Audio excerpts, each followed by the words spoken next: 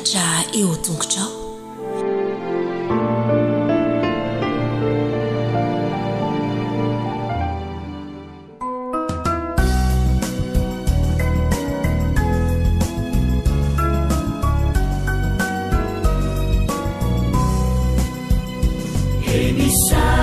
Chanao Jesu malalo chachizao futona mamizao yanaranai atunguchao izai pianachao kuambitenenare Jesu malalo izai ainuchalanao kairate nyadamina itwechapechaka wampunaya kuambitenenare Jesu malalo izahai ainuchalana kairate nyadamina itwechapechaka wampunaya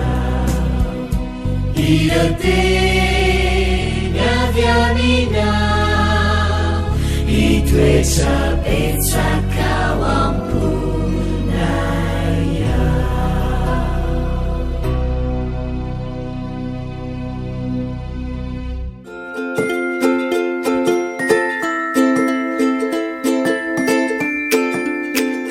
mirabany zaza amin'ondrehetra indray zay tafatsanina ao an-trano manaraka izao fotoana izao. Eny ary tonga eo amin'ny fotoanany zaza amin'ondray tsika re amarana ny lesona fahatelo amin'ny telo volana ity. Dao ary ifampiarahaba araka ny mahazatra ary tsika ao aorianany isa telo isa roa telo.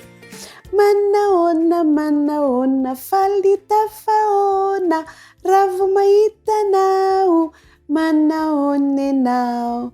Manaona tompoko salama tsara daholo. Eny ary alohany amerenantsika lesona andeha ifafaka indray akambana ny tanana ahondrika ny loha akipy ny maso. Jesosy malalo misaotranao zahay fa afaka mamarana ny lesona amin'ity telo volana ity indray. Meo fananao masina izahay ary aoka mba ho zaza endry mahay miaino sy mahay mankato amin'ny anaran'i Jesosy. Amen. Eny ary efa tena mahay tsy anjery ny rehetra. Lesona fahatelo, ilay zazakely zanak Sara tsy anjery mifankatiava ianareo. Bravo! Tena efa mahay lesona daholo ny zaza amin'ondrehetra. Araky ny hitantsika tamin'ny herin'ny Ankizy rehefa nilazan'ilay vahiny hoe iteraka ianareo anana zazakely dia niome Sara. O Sara, tsy anana zazakely zany afa efa antitra be, tsy manana zazakely tsony tsy mety miteraka. Dia hoy ny vahiny hoe meme Sara na eno an'izany vaovao zany. Dia hoy ny Sara hoe tsy nome zany aka hoy Sara. Dia tsy maninona hoy ny vahiny fa amin'ny heritaona toy izao miverina ity zahay dia manana zazakely ianareo. Iteraka zazakely ianareo. Dia lasa rakizy ny vahiny nandeha. Faly be Abrahama sy Sara nitazana ny fandehanany vahiny. Faly be zareo satria nino fa ho tanteraka izay zavatra nolazaindreo vahiny ireo. Tena mahafinaritra rakizy ny miaraka amin'i Jesosy. Rehefa tonga tokoa ny taona ny heritaona dia io na zazakely i Abrahama sy Sara.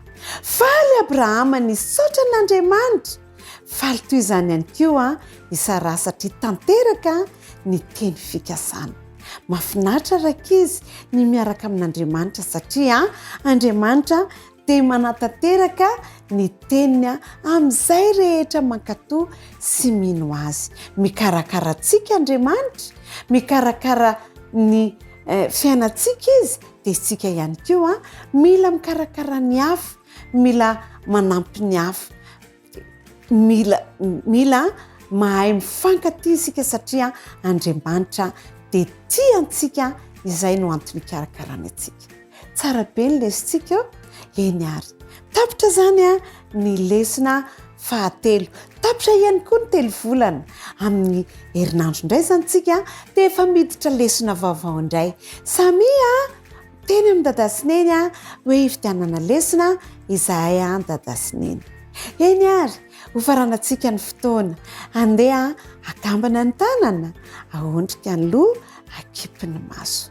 Misaotra anao zay Jesosy satria tianay ianao, mikarakara anay ianao, manome izay mahasoa anay ianao. Ampiko izahay mba ho tiany manodidina anay hikarakara ny namanay. Misaotra Jesosy malalo. Amen.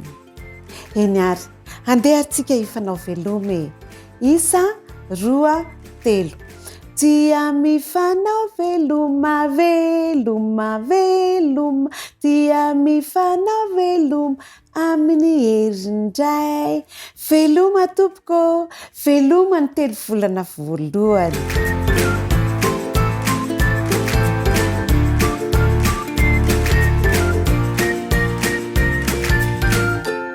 Manahoana daholo ny Zaza Bodo, tonga eto amin'ny fandaharana natokana ho antsika indray zany sika izao, dia isaorantsika Andriamanitra fa mitantana antsika nandritra ny enemana izy. Dia andao hidera azy hiaraka hivavaka ange zany akamba hanoary ny tanana, dia ahondrika indray ny loha dia akipy ny maso. Andriamanitra rainay misaotra anao indray izay efa nomenao sabata fitsaharana, dia afaka mihoana amin'ity fandaharana ity, dia omeo anay ny fananao masina, hanome fahendrena, ahatonga anay ho zazam-pakatoa miaino tsara amin'ny anaran'i Jesosy. Amen. Ny lohatenin'ny lesona izay ianarantsika dia hoe ilay zaza manokana nateraky Sara. Zaza manokana, Zaza Bodo koa nge ny resahana an'io ilay zaza manokana nateraky Sara. Ny tsy anjery ao amin'ny Jaona voalohany 4:7. Dia hoy izy nivaky ny teny amin'ny anaran'i Jesosy: aoka hifankatia isika fa avy amin'Andriamanitra ny fitiavana. Aoka hifankatia isika fa avy amin'Andriamanitra ny fitiavana.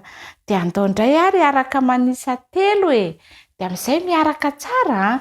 1, 2, 3.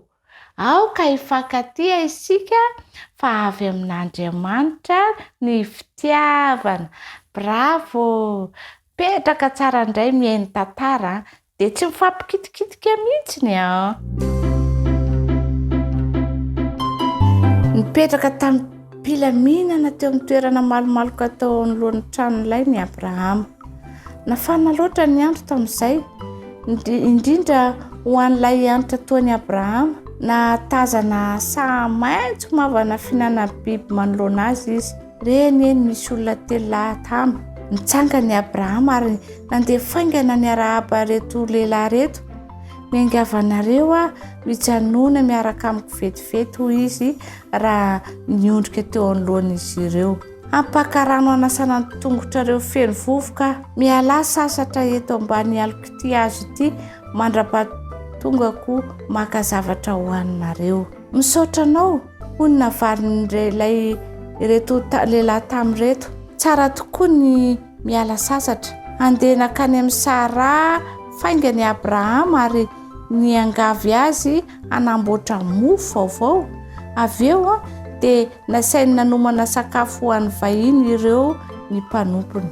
Rehefa vonona ny sakafo dia i Abrahama mihitsy no nandroso an'izany. Nitraka nijeren'i Abrahama ny iray tamin'izy ireo. Tsy mbola fantatry Abrahama tamin'izany fa nitompo io lehilahy io. Aiza Sara avadinao? Hoy ilay lehilahy nanontany. Ao anatilay izy, hoy ny navalin'i Abrahama. Avy eo dia hoy ilay lehilahy tamin'ny Abrahama: hiverina amin'ny fotoana mitovitovy amin'izao amin'ny herintaona.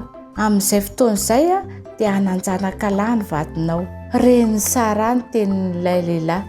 ary dia niome izy efa 70 taona hoy izy anakapo. Efa antitra loatra izany raha mbola nanjanaka. Avy eo dia hoy ny tompo tamin'ny Abrahama fa maninona Sara no miome, fa maninona izy no niteny hoe efa antitra loatra ka tsy afaka ny hananjanaka intsony. Moa ve misy zavatra sarotra loatra ho an'Andriamanitra? Tsia, iveriny eto aminareo amin'ny herintaona ary hitrotro zanany lahy eny an-tsandry ny Sara amin'izay fotoana izay. Notapehina ny Sara ny vavany. Tamin'ny fomba ahoana no nahalalany io lehilahy io ny tao an'eritreriny? Tokana ihany ny fomba nahatonga an'izany. Tena ny tompo io lehilahy io. Ary tanteraka ny teny nampanantenaina fa nataon'ny tompo. Tena nananjanaka lahy tokoa io Sara. Zazalahy kely tena azy. Rehefa teraka izy dia hoy Sara tamin'ny Abrahama, tiako menanarana hoe Isaka ity zazakely ity satria midika izany hoe miome izy.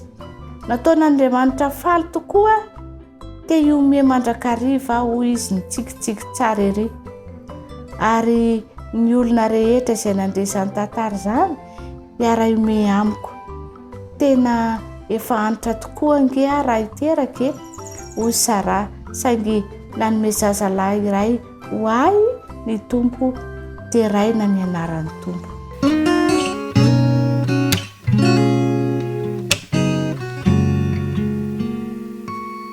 Manahoana daholo ianareo rakizy namako. Tonga indray ty fotoana ahafahantsika miara-mianatra eto amekina ny lohahevitra 17 isika izay mamakana ity 3 volana ity. Izany lohahevitra 17 izany dia manao hoe ilay fohy kely nanao fanonerana. Ny andalan-teny izay nataontsika tsenjely dia ny rahantsika nahita tao amin'ny Luka 7:20 andininy 9 tapany 2 manao hoe indro tompoko ny atsasaky ny fananako omeko ho an'ny malahelo. Maneo ny fankasitrahantsika ny fitiavana izay naseho Jesosy antsika tokoa rakizy ny fahaizantsika misaotra azy sy manolotra zavatra ho azy. Tsy ho azy irery nefa fa ho an'ireo namantsika ihany koa. Ka dia tian'Andriamanitra isika hanao an'izany asa mahafinaritra izany dia ny asan'ny fahalalan-tanana. Ka dia andahoary hoarahantsika ny tantara raha sabata mahafinaritra ho anao dia arahoara ny tantarantsika. Efa nanatrika matso na lalao baolina kitra ve ianao ka tsy afaka nahita tsara? Mety ho nanao atsangorenao angamba ny dadanao? Raha eny dia azonao an-tsaina ny fahatsapan'ny Zakaiosy rehefa raikitra taty aorianan'ny olona marobe izy. Nipetraka tany Jeriko ange Zakaiosy, nanana trano anisan'ireo lehibe sady tsara indrindra teo amin'ny tanàna izy. Lehilahy tena manan-karena Zakaiosy fa tsy nisy olona tia azy satria izy dia mpangalatra amin'ny olona ary miazona ny volan'ireo. Nahafantatra ny amin'izany ny olona rehetra kanefa tsy nisy azon'ny olona natao. I Zakaiosy rakizy no lehiben'ny mpamory hetra ho an'ny Romanina. Tsy ny raharahian'ny Romanina loatra izany toe-javatra izany rehefa mbola manome azy ireo ny vola hetra marina izy. Noho izany dia nolazain'ny Zakaiosy ny olona fa miakatra ny hetra alohana izy ireo. Nanangona mihoatra noho izay tokony alohany ange izy ary nalainy ho azy ny vola ambony. Indray andro Zakaiosy dia nandrefa ho avy ao Jeriko hony Jesosy. Efa nandre zavatra maro mikasika ny amin'ny Jesosy izy. Efa eno ny fomba nanasitranan'i Jesosy ny marary, ny malemy, ny jamba ary ny sasany dia nilaza fa efa nanangana olona tamin'ny maty mihitsy ange Jesosy. Izany rehetra izany rakizy no nahatonga an'i Jesosy olona manokana sy nahatonga an'i Zakaiosy koa naniry ny Iona taminy. Efa nandre mikasika an'ilay mpamory hetra levo matio i Zakaiosy na andao ny zavatra rehetra matio mba ho lasa iray amin'ireo mpiaradia miaraka amin'i Jesosy. Niresaka ny amin'izany teny rehetra izany tenin'ny olona. Nanontany tena i Zakaiosy hoe mety hanana zavatra ambaray angamba Jesosy. Tena izany mihitsy ny resaka tao an-tanàna. Tena ho avy ao Jeriko tokoa Jesosy. Nanapa-kevitra ny hanandrana ny hanitona ny fijerin'ilay mpampianatra i Zakaiosy. Nakato ny toeram-piasany ary dia nivoaka nakeny an-dalambe izy.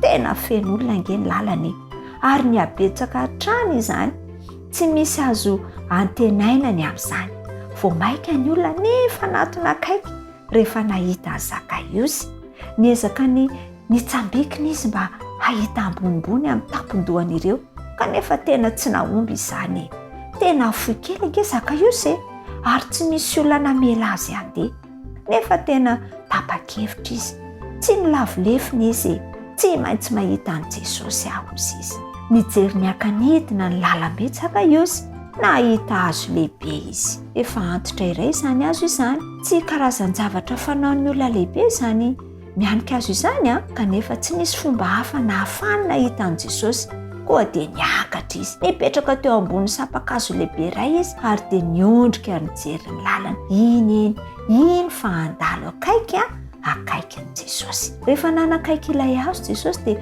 nijanona ary dia niandrandra hitany ange Zakaiosy ary dia nitsika izy nijanona ihany koa ny olona niandrandra izy ireo ary nahita ny Zakaiosy ny sasany ange niome ny hafa nandona namany ary nanondro tsy nifantoka tamin'izany Zakaiosy eny ampiainona an' Jesosy izao ry Zakaiosy midina faingana anio no hitoerako ao an-tranonao hoy ange Jesosy tena tsy ninoany Zakaiosy izay reny sofiny Jesosy ho ao an-tranoko tsy mbola nisy olona niditra tao an-tranony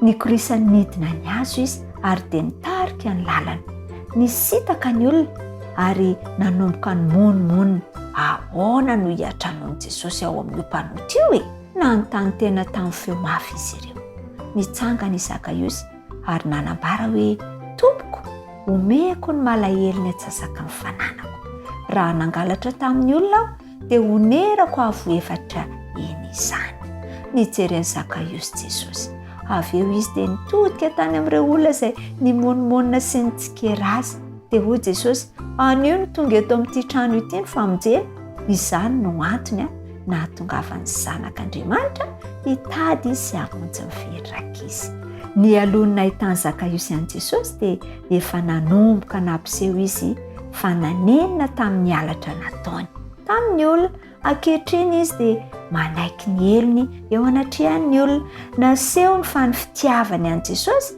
dia manampy azy hanitsy ny diso afaka manampy ianao koa ange Jesosy hanitsy ny diso izay nataonao maneho ny fitiavan'i Jesosy amin'ny hafa itsika rakizy rehefa manitsy ny hafa koa amin'ny fahatsoany ka dia andeha tanterahantsika izany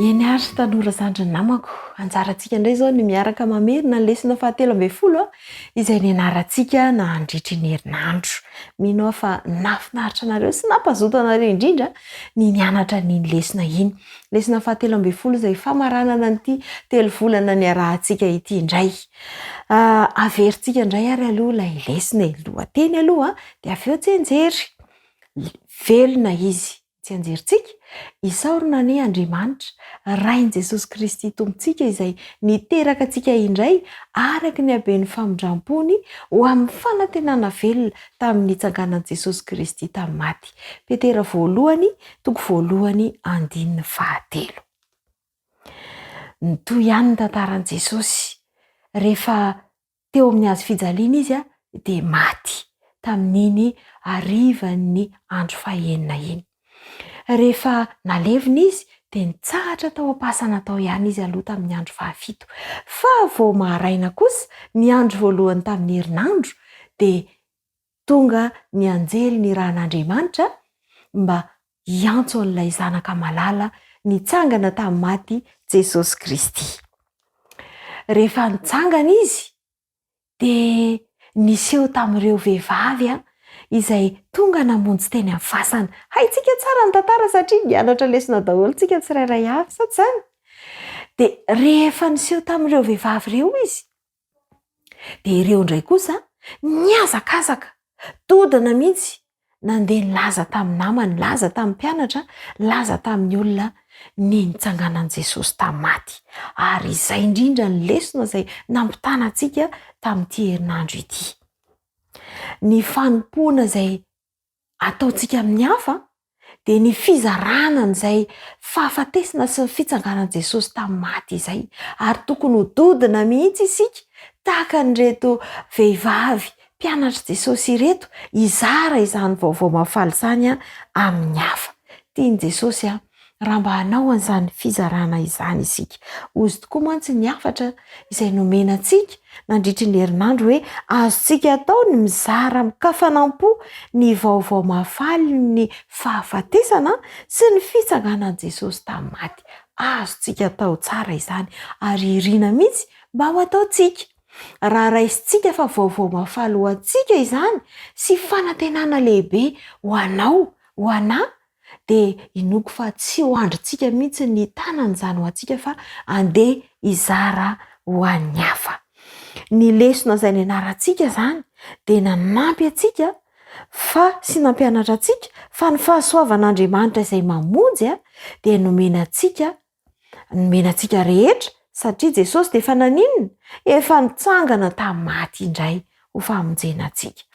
Ary izany heriny izany dia azony ho zaraina amintsika raha tiantsika ny mizara amin'ny hafa ihany koa. Tiany Jesosy ihany koa isika raha aneo fankasitrahana izany fahasoavan'Andriamanitra izany, dia fahasoavana izay mitondra famonjena. Ary indrindra ny izara izany vaovao mafaly mikasika ny fahasoavan'Andriamanitra izany ho an'ny hafa mba hitondra famonjena ho an'ny hafa ihany koa.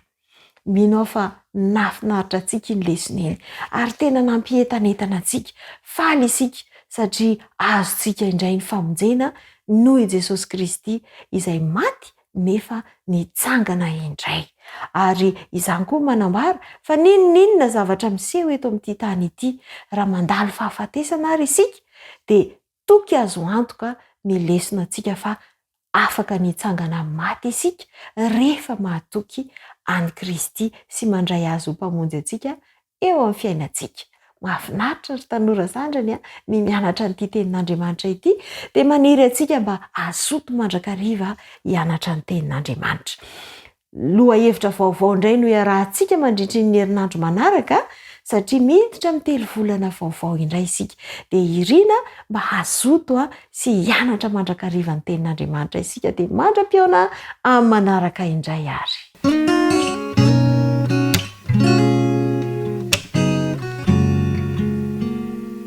Iarabantsika rehetra indray natratra ity fotoana izay iarahantsika mianatra ny tenin'Andriamanitra ity.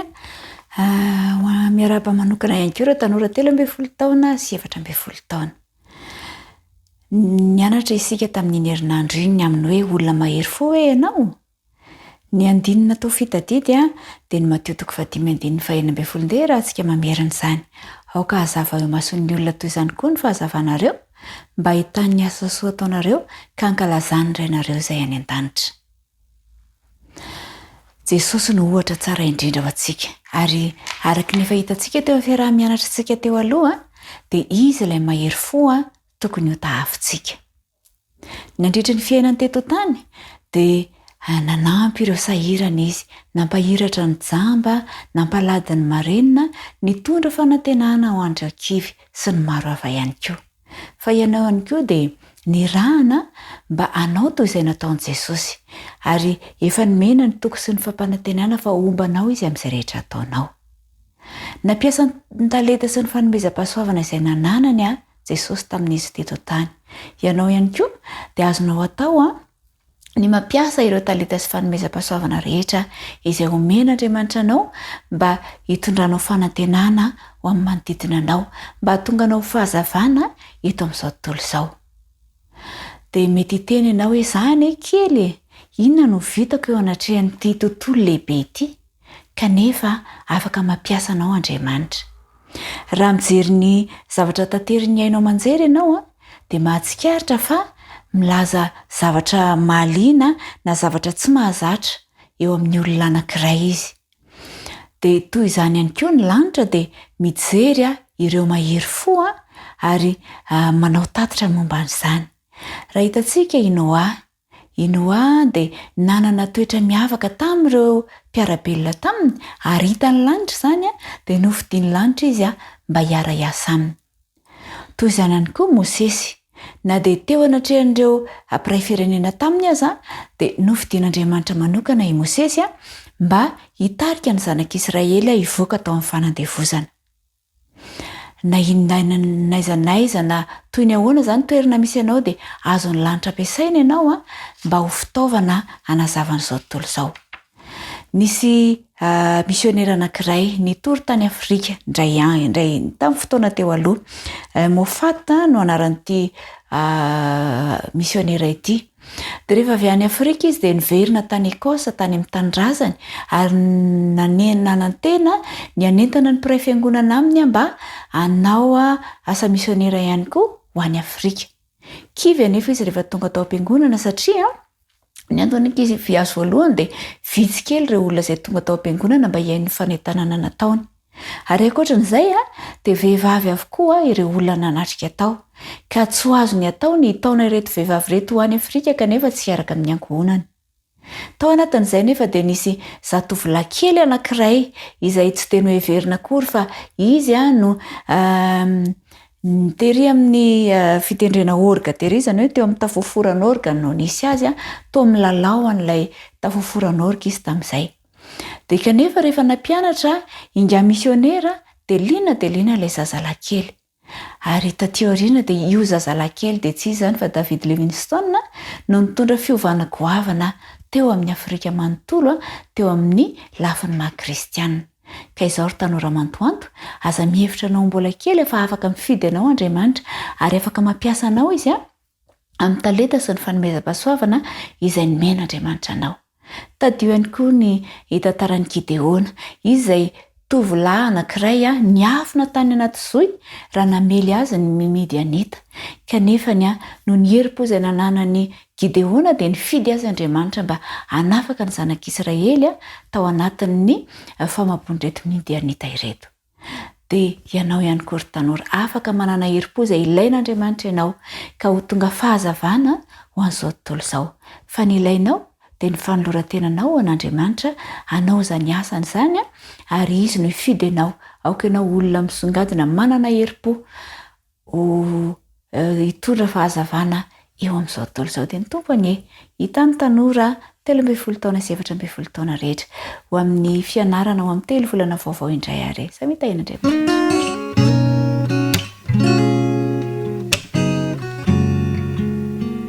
Dia tonga indray ny fotoana manokana izay ahafahantsika mamerina ny mianatra ny tenin'Andriamanitra. Ekena hoe mianatra ianao any am-pianarana fa manasa sy manentana antsika zatovo namana rehetra mandrakariva ny tenako. Zava-dehibe ary tsy tokony atao ambanin-javatra ihany koa ny fianarana ny tenin'Andriamanitra. Ny fianarana izay ataontsika ankehitriny tena mianara tsara isika dia mahazo diplôma isika mba tafita amin'ny fiainana isika. Fa izany dia diplôma ny tany ihany dia tafita amin'ny fiainana eto amin'ny tany ihany. Tsara izany fa tsy ratsy akory. Fa izao aza atao ambanin-javatra ny tenin'Andriamanitra sy ny fianarana ny tenin'Andriamanitra satria io dia ahafahantsika mahazo ny saribonahitra ny fiainana ary mahatonga antsika ho any amin'ilay fiainana mandrakizay. Loha hevitra anankiray no nodiniantsika tamin'ity herinandro ity ilay hoe fehikevitra ny fiainana iray. Fehikevitry ny fiainana iray. Izay ilay izy dia ny andininy fototra dia eo amin'ny mpanjaka voalohany toko 2 andininy 17 sy 420 dia izao ny voalaza. Ary nandeha tamin'ny lalana rehetra izay naleha ny asa. Averiko. Ary nandeha tamin'ny lalana rehetra izay naleha ny asa rainy izy ka tsy niala tamin'izany. Fa nanao izay mahitsy eo mason'i Jehova. Kanefa kosa ny fitoerana avo tsy mba noravany fa ny olona mbola namono zavatra natao fanatitra sady mbola nandoto, mbola nandoro didika azo manitra teny amin'ny fitoerana avo ihany. Zay zany ilay andininy fototra. Zareo raha fitiantsika izany izy dia izao hoe nanaraka nandeha araka ny nataon'ny dada, araka ny nataon'ny asa rainy. Zay ilay izy. Zay loha hevitra sy lohateny tiana ho asongadina amintsika zany amin'ity maraina ity dia ny hoe ireo zavatra tsara re mba nytenen'ny ray aman-dreny mba harao impiry moa zany ro ray aman-dreny reo mba maneho zavatra tsara maneho zavatra mety fa tsy mba rahantsika ny nataony fa rehefa hita hoe tsara nataon'ireo ray aman-dreny de tohizo izay tsara izay zay zany zavatra nitranga eto zay nataon'ny rainy de nataony nanaraka an'ireo lalana tsara izy zay mety nandehanan'ireo zoky nandehanan'ireo ray aman-dreny rehefa lalana tsara nandehanan'ireo ray aman-dreny zay zany ny lesona ao antsika de mba andehano e zany hoe mba manaova toy izany koa fa reny zany a no fitaratra ao antsika azara raha mba misy an'ireny mba nanana fanandramana de hitantsika hoe mety kosa le izy de mandehana de manaova ihany koa tsika ny mety fa ndraindray efa misy zavatra tsara ataon'ireo ray aman-dreny de tsy mba manahaka an'izany tsika fa ndraindray raha ny zavatra ohatrany hoe tsy mety ataon'ireo ray aman-dreny no karoantsika de mba manao koa tsika de ozy nareo hoe aka nareo a raha manaoko zay hoe tsy mba hanao zany ny tena fahadisoana fa teto de zay nataon'ireo rainy tsara de nataony ary voalaza mihitsy hoe tsy niala tam'izany izy tsy niala tam'izany izy fa nytoy ny manaraka moa zany am'ty lohahevitra ty de zao hoe sady hoe feiny ihany koa de hoe ianao io a hiatrika no avy ianao zany hoe zay nataon'ireo ray aman-dreninao zany a de mba hataonao koa de iny ianao mandehany ianao hiatrika ny fiainana hiatrika no avy ary rehefa mandeha miatrika ny fiainana sy miatrika no avy eny isika de tsika inge tsy mandeha rery fa mba misy namantsika eny tsika de me lehibe ntsika de mety mitondra olona tsika mety mitarika olona isika de zao le izy ekena fa nisy zavatra tsara nataon'ireo ray aman-dreny nataontsika ihany koa de aza ty teny ianao hoe za efa mba manaraka an'ireo zavatra tsara nataon'ireo ray aman-dreniko reo zoky de mahita amin'ny masonao misy zavatra tsy mety ataon'ny hafa misy zavatra tokony harodana de mitenena de aoka harodana aoka ho azera tsy haiko frazontsika zany afatra zany raha feziko de zao hoe sahenao mandrava zavatra tsy izy ataon'ny hafa fa zany ny tena mpitarika ary sahi manorona zavatra tsara avy amin'Andriamanitra averiko ihany sahenao mandrava zavatra tsy izy na hoe ratsy ataon'ny olona aza jerena fotsiny fa sahi mandrodana an'izany mandrava an'izany hoe tsy mety ty zany ny tena mpitarika zany ny tena sakay zany ny tena namana ary sahi koa ianao manorona zavatra tsara zay hitanao hoe mahasoa avy amin'Andriamanitra iraiko mba anao fanandramana amin'izany ianao mpandrava zavatra tsy mety ary manorona zavatra tsara kosa ary ny fahatelo zay zavatra rehetra hitanao teo am'ireo ray aman-dreny ireo zoky de ataovy ary aza miala am'izany toy izay no hevitritsika rasoan'ny tanora namako rehetra ary am'telo volana manaraka indray de mbola eo aneto isika fifaliana la franco velomarsia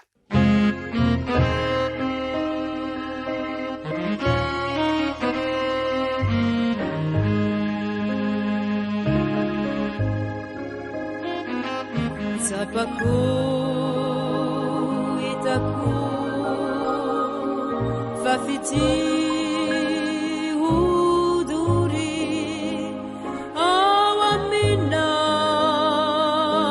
nataunau uai rirai rifana eri tukina yani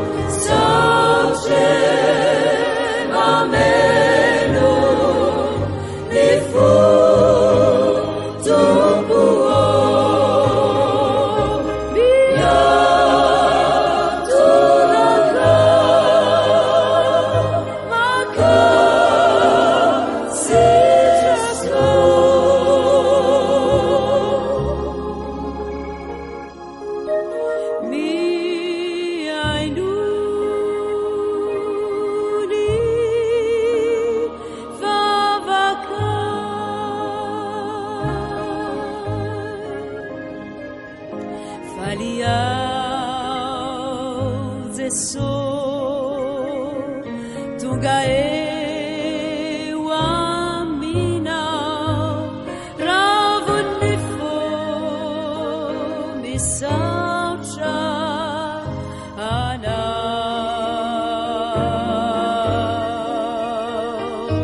fa Lehibe ny fitantananao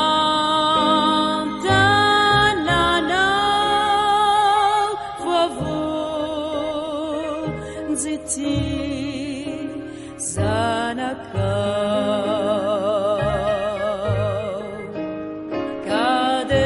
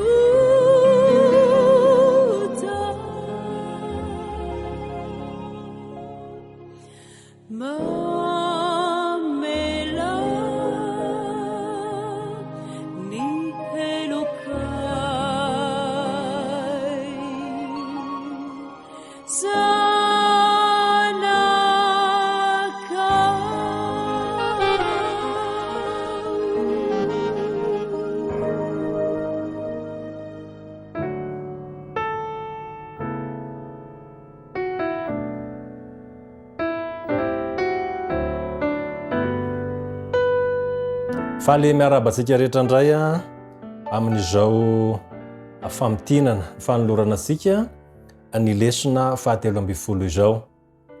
Zava-dehibe no niainantsika nandritra ity telo volana ity izay ny anarana ny bokin'ny Salamo. Bokin'ny Salamo izay nanome fanantenana ny mpanompony tao anatin'ny ady sarotra rehetra izay natrehany, tao anatin'ireo toe-zavatra rehetra izay niainany, ary nanome ny soa sy ny tsara ho an'ireo izay nanaradia an'Andriamanitra. Amin'ny teny rano ity isika dia hamerina na hoe hianatra. Amin'ny ankapobeny dia hamintina aminao ny lesona fahatelo ambin'ny folo miandrasa ny Jehova. Mialohan'izay dia hivavaka isika.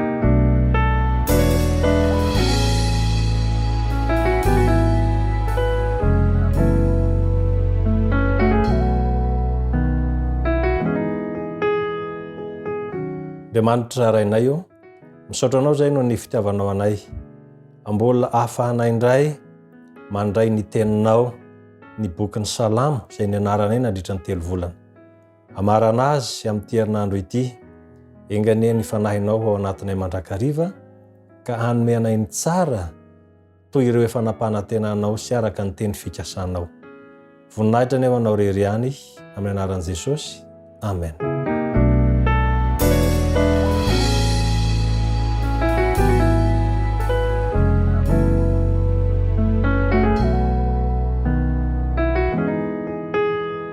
Mamarana ny lesona ny bokin'ny salamo tokoa tsika amin'ity herinandro ity, dia ny anarana nandritra ny zay 3 volana izay. Ny lohateny lesona 17 dia hoe miandrasa an Jehova. Marobe ireo toe-javatra no lalovana na tamin'ny andron'ny testamenta taloha amin'izao andron'ny testamenta vaovao izao, fa Andriamanitra dia tsy miova. Ilay Andriamanitra tany amin'ny testamenta taloha, Andriamanitra amin'ny testamenta vaovao iray ihany, ary manana teny fikasana mamy, tsara, mahatoky ho an'ny mpanompony izy amin'izao vanim-potoana misy antsika izao ihany koa. Ka izay no nahatonga ny lesona manome teny fikasanantsika hoe miandrasa an Jehova. Zao no ambarantsianjery, miandrasa an Jehova ianao, matokia ary aoka hahery ny fonao eny miandrasa an Jehova. Salamo 7:20. Miandrasa an Jehova ianao, matokia ary aoka hahery ny fonao eny miandrasa an Jehova. Salamo 7:5. Herinandro farany fandalinana momba ny bokin'ny salamo nandritra ny 3 volana. Lavitra ny diara-panahy izay natao, maro ireo fanandramana ny vakivakitsika nandritra izay fotoana izay. Nandalovantsika ny fifaliana vokatra ireo fanafahan'Andriamanitra, ireo ihany koa ireo famelan-keloka izay nomeny ireo teny fikasana be voninahitra, tao ireo fanatrehany tamin'ny toe-javatra rehetra, ny firesahana, ny amin'ny fiankofan'ny voary manontolo ihany koa izay iainana amin'izao vanim-potoana misy antsika izao. Ny dia dia tsy mijanona hatreo. Mbola mitohy ny diatsika, dia ilay dia be ho any an-danitra zany izay iarahantsika hitantanan'Andriamanitra antsika amin'izao lalana misy antsika izao. Eny na dia sarotra aza ny toe-javatra misy antsika, dia mazava ny teniny miandrasa an Jehova. Miandrasa an Jehova. Tsy fitomoepomoepona ny nanaty fahakiviana koa ny fiandrasana an Jehova. Manana toe-tsaina ambony, tokony hanana toe-tsaina ambony ary toe-tsaina pozitif, na hoe miabo mandrakariva isika eo anatrehan'izany hoe miandry an Jehova izany. Tsy rehefa hoe miandry dia mipetrapetra-potsiny, fa betsaka ireo zavatra izay ataonao ary fikiranao, itokisanao amin'io tenin'Andriamanitra io. Izy moa no andrasana, Jehova no andrasana, manome toky antsika izy.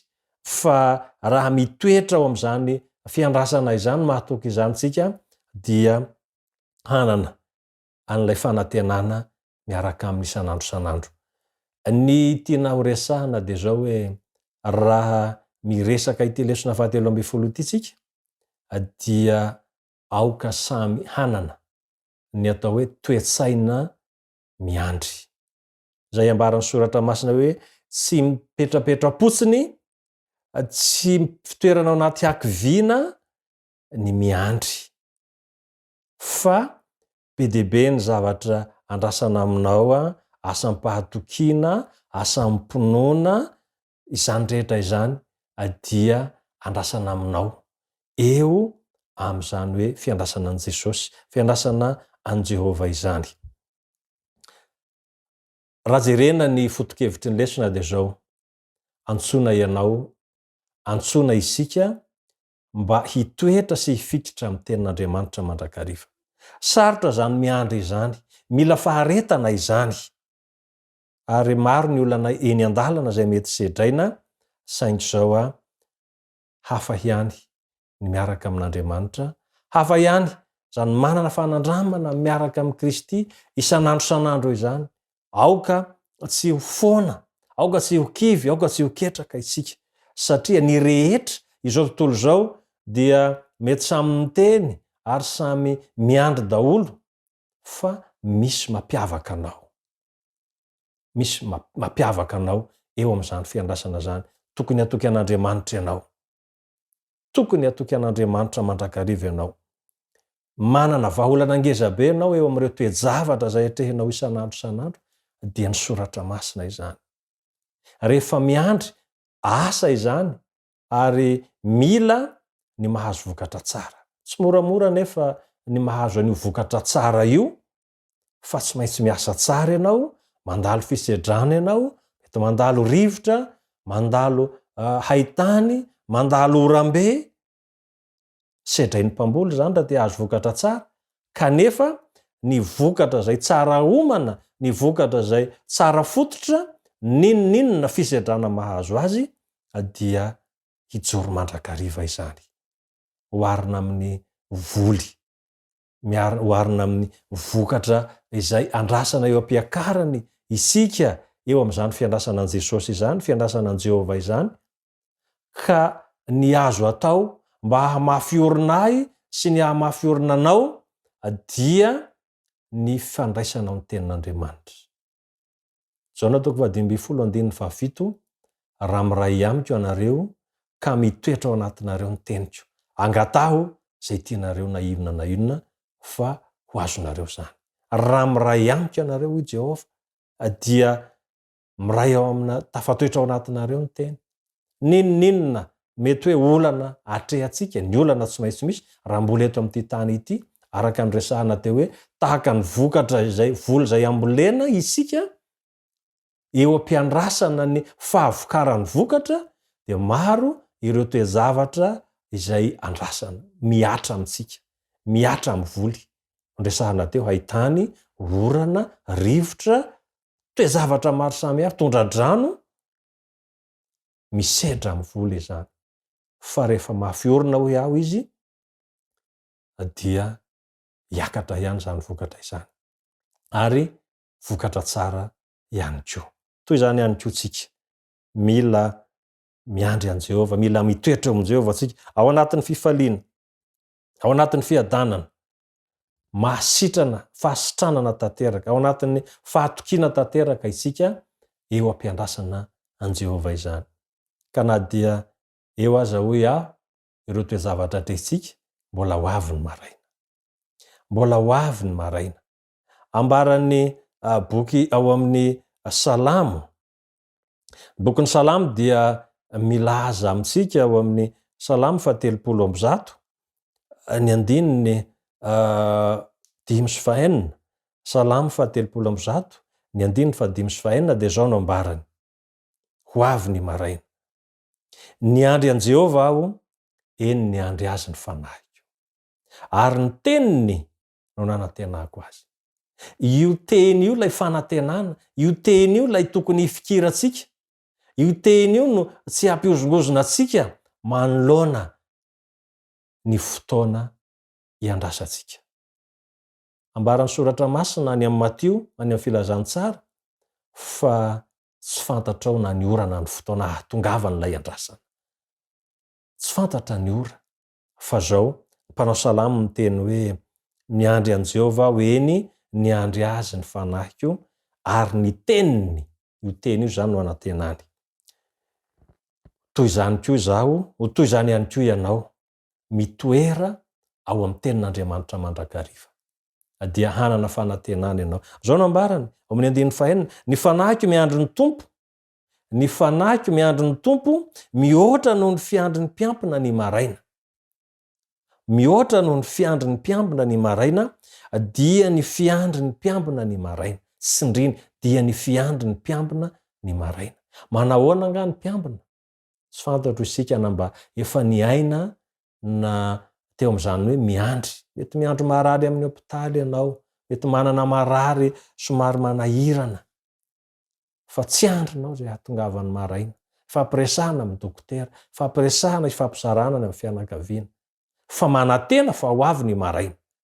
Fa mihoatra noho izany ny miandry an' Jehova. rehefa mitoetra amin'ny alalan'ny teniny isika. Dia tahaka any ahoany kitana fitarika andro ny fiposahan'ny ny andro vaovao no anambarana ny fisian'ny fiainana mandrakizay ao am-pony zanak'Andriamanitra. Manantena isika fa ho avy ny maraina, ho avy ny kitana fitarika andro, hiposaka ilay masoandro vaovao, dia mihoatra lavitra noho izany ny fanantenan'ny zanak'Andriamanitra fa ho avy ilay maraina nampanantenain'i Jesosy asika. Hafatrary, omena ny tsirairay avy amin'ity androany ity. Andaotsika hiverina, andaotsika hifototra amin'ny tenin'Andriamanitra, andaotsika hianatra ny tenin'Andriamanitra, hanao lohalaharana izany soratra masina izany eo amin'ny fiainantsika.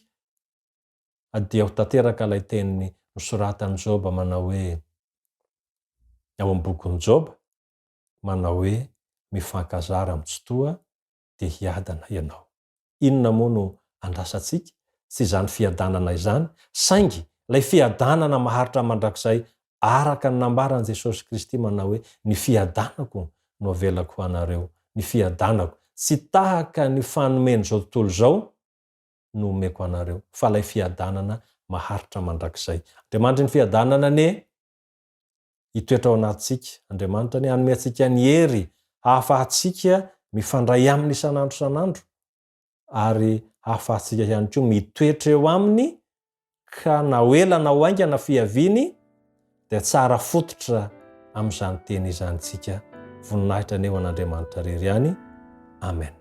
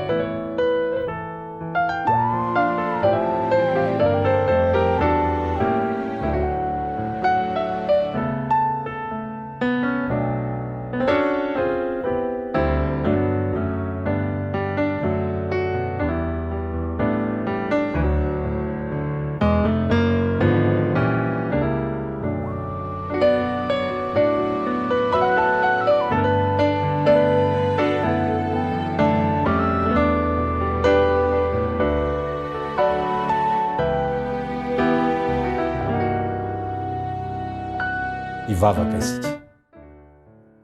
Andriamanitra rainay eo, sotranao zay no ny teninao, mampaherezo izahay ary omeo hery aizanay mandray mitoetra amin'ny alalan'ny teninao.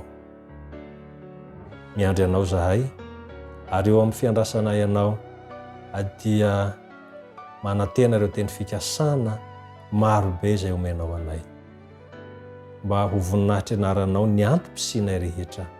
Misaotra Tompo. Amen.